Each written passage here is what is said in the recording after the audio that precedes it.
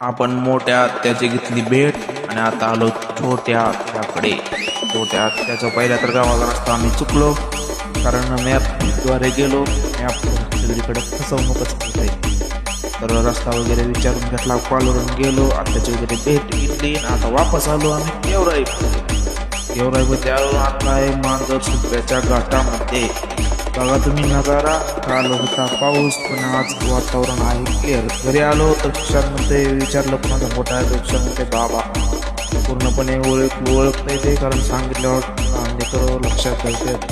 तर त्याला म्हणला नवीन दौरा काढू. दुसऱ्या दिवशी आलो आपण धाराशिवला आलो. तर त्याला म्हणलं धाराशिवला आलोच आहोत तर मॉलकडे चक्कर मारूया. मॉलकडे आलो. त्याला रोंड्याला म्हणलं थोडीफार काहीतरी खरेदी करू. रोंडा त्याला म्हणला खरेदी करू. तर रोंड्याला थोडं डिस्काउंट दिलं, कॅडबरी वगैरे घेतली रोंड्याकडून 20 रुपयावाली. त्याला म्हणलं थोडीशी शॉपिंग वगैरे करूया. तर आपला रोंड्या घेतो तेलाचे पुढे.